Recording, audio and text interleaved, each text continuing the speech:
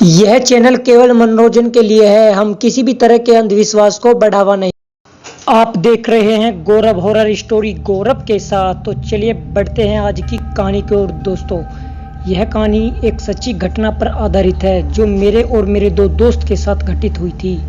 मैं एक truck driver हूँ। ट्रक में मैं और मेरे दो दोस्त अजय और विजय, ये दोनों भी ट्रक चलाने में बहुत ही माहिर थे। दरअसल हम तीनों को गाजियाबाद से राजस्थान की ओर निकलना था, जो कि 395 किलोमीटर दूर था। तो हमें सुबह ही निकलना पड़ा और आज ट्रक अजय चला रहा था। अजय को ट्रक चलाते चलाते अब काफ़ी रात हो चुकी थी। मैं बगल में बैठा और विजय मेरे कंधे पर सर रख कर सो रहा था। उस वक्त ठंड बहुत ही ज़्यादा थी, यहाँ तक कि ट्रक के सभी शीशे बंद होने के बावजूद भी मुझे बहुत ही ज़्यादा ठंड लग रही थी। हाईवे पर बहुत ही ज़्यादा गाड़ियाँ चल रही थी। अभी हम लोग आगे बढ़ ही रहे थे कि तभी हमारे ट्रक झटके से बंद पड़ गया। ट्रक को ऐसे बंद होता देख मैंने अजय को कहा, अबे कैसे ट्रक चला रहा है तू? तभी अजय ने कहा भाई मैंने कुछ नहीं किया। ऐसा लगा जैसे कि ट्रक किसी चीज़ से टकराकर अपने आप बंद पड़ गया हो। और इतना बोलते हुए अजय ने ट्रक को दोबारा स्टार्ट करने के लिए चाबी को घुमाया, पर ट्रक स्टार्ट नहीं हुआ। बहुत मशक्कत करने के बाद ट्रक स्टार्ट हो गया, लेकिन अजय काफ़ी ड्राइविंग करने के बाद थक गया। उसने मुझे सीट बदलने के लिए कहा और ट्रक अब मैं चला रहा था, क्योंकि गाड़ी का स्टीयरिंग पकड़ने से पहले मैं डीजल को चेक करता था।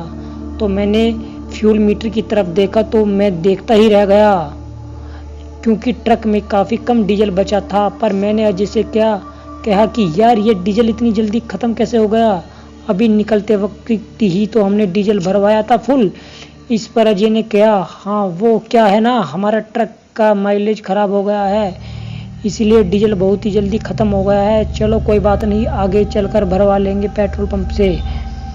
अब तक रात काफ़ी हो चुकी थी और हाईवे पर बहुत सारी गाड़ियाँ चल रही थी, वो भी दिखाई नहीं दे रही थी। ऐसा लग रहा था जैसे किसी ने काले रंग का बड़े से चादर को लेकर पूरे माहौल को ढक दिया हो।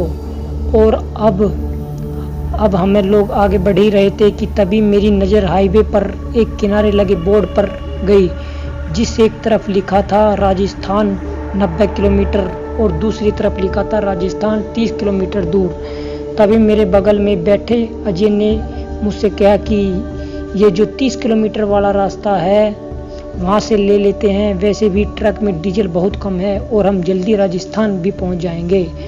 जिस वजह से मैंने ट्रक कच्चे रास्ते की तरफ मोड़ लिया और रास्ता जितना सुनसान था उतना ही जंगलों से घिरा हुआ था।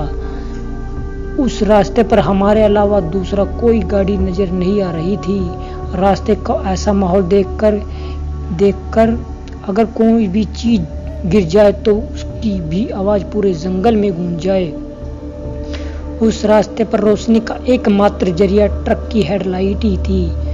उस रास्ते पर आगे बढ़ ही रहे थे कि अचानक ट्रक बंद हो गया। मैंने शीशे की तरफ देखा तो ट्रक का पूरा डीजल अब ख़त्म हो चुका था। पर मैंने अजय से कहा, लो हो गया लफड़ा, अब धक्का लगाओ। मेरी बात सुनकर अजय ने बगल में सो रहे आलोक को विजय को जगाया कि सारी बात बताई और वे दोनों ट्रक से उतरकर अब धक्का लगाने लगे। क्योंकि हम इस रास्ते पर पहली बार आए थे, इसलिए हमें इस रास्ते के बारे में कुछ नहीं पता था, किधर पेट्रोल पंप है और किधर ढाबा।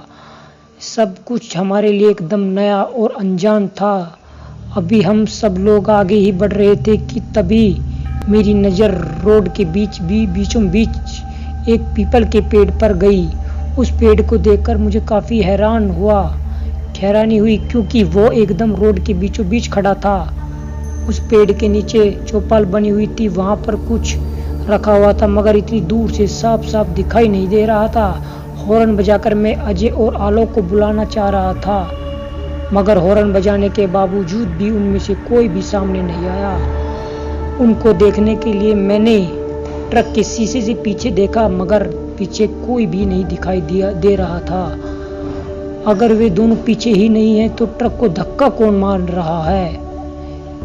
यह देखने के लिए मैं तुरंत ट्रक को रोका और ट्रक के उतरकर पीछे गया तो सच में पीछे कोई नहीं था। मैं हैरानी की कोई सीमा नहीं रही। आखिर दोनों गए तो गए कहाँ?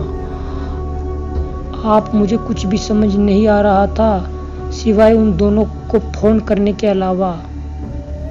अपना मोबाइल ट्रक से निकालने के लिए मैं आगे की तरफ गया और जैसे ही ट्रक का दरवाजा खोला तो मेरे तो होश उड़ गए, क्योंकि अजय और आलोक दोनों ही ट्रक में थे।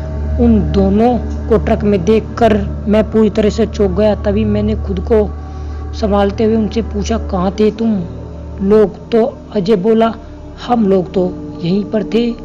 इस पर मैंने कहा, वो सब छोड़ो, सामने देखो, वो पेड़ रोड के बीच खड़ा है। तो इस पर आलोक ने कहा, उस पेड़ के बगल में एक रास्ता जाता है। आलोक को ऐसा बोलने पर कुछ अजीब सा लगा, जैसे कि वे यहाँ के बारे में सब कुछ जानता हो। ऐसा कैसे हो सकता है? हम तीनों पहली बार इस रास्ते पर आए थे। फिर भी तभी मैंने कहा, एक काम करो, मेरे साथ कोई एक जगह पीछे चलो, ट्रक को धक्का लगाना है।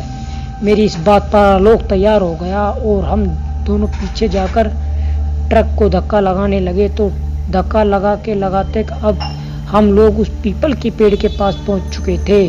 तभी ट्रक को भी जान उस रास्ते की तरफ मोड़ लिया। तभी मैंने उस पीपल के पेड़ की तरफ देखा तो मैंने पाया कि उस पेड़ के नीचे बने चौपाल पर बहुत सी देवी देवताओं की देवताओं की फोटो रखी हुई है। फिर उस रास्ते से थोड़ा आगे जाते ही हमें अपने आसपास कुछ टूटे फूटे घर नजर आने लगे। उन घरों की हालत देखकर यह तो पक्का था कि उनमें कोई रहता ही नहीं होगा। ट्रक को धक्का लगा तो ट्रक को धक्का लगा, मैं काफी थक गया। मगर आलोक इस तरह से बिना किसी भाव के धक्का लगाया जा रहा था जैसे कि उसे कोई थकान ही नहीं हुई। मुझे बहुत ही अजीब बात लगी। आखिर आलोक जैसे दुबले पतले लड़के में इतनी शक्ति कैसा है कि वो अकेला ही ट्रक को धक्के लगाए जा रहा था बिना थके।